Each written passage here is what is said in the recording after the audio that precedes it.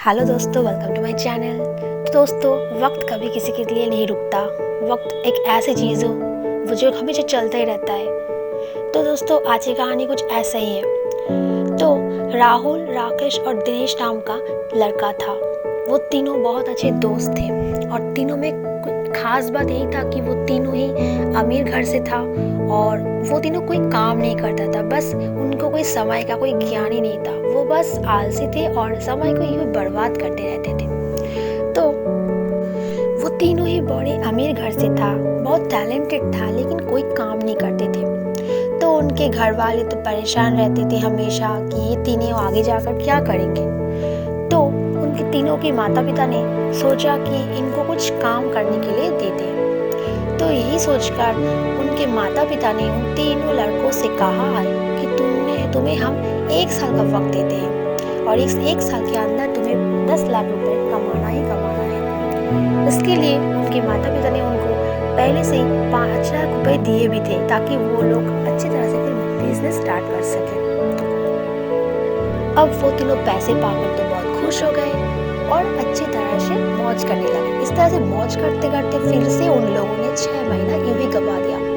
अब 6 महीने बाद उन लोगों को होश आया कि हाँ यार, अब कुछ करना होगा। तो यही सोचकर वो तीनों एक दिन पार्क में बैठे थे और पार्क में देखा कि एक छोटी सी बच्ची जो कि 10 साल की थी, वो फूल बेच रहा था।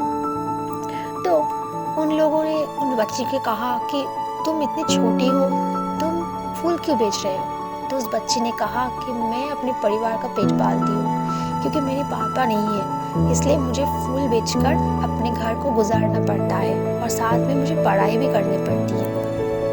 ये सुनकर उन तीनों लड़के ने बच्ची को जितना पैसा था वो दे दिया। तो उस बच्चे ने बोला कि आप लोग फूल भी ले लीजिए, क्योंकि मैं जब तक फूल तब तक मुझे पढ़ाई पे मन नहीं लगेगा, इसलिए आपको सारा का सारा फूल लेना ही पड़ेगा।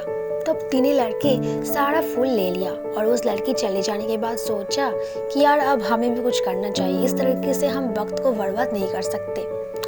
और वो तीनों लड़के अब एक साथ मिलकर एक बिजनेस स्टार्ट किया। तीनों लड़के मिलकर एक स्कीम खोला जहां से अपने गांव में हर व्यक्ति की समस्या का समाधान कर सके। और इस तरह से करते करते वो अपने बिजनेस को बहुत ज़्यादा आगे ले गए और अपने घर को भी संभाला। इससे देखकर अपने घर वाले तो बहुत ज़्यादा खुश हो गए।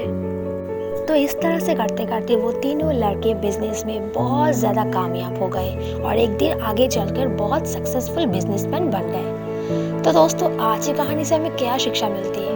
आज की कहानी हमें यही बताती है कि हमें समय को कभी भी गंवाना नहीं चाहिए, क्योंकि वक्त बहुत कीमती होता है और साथ ही साथ वक्त कभी रुकता भी नहीं किसी के लिए।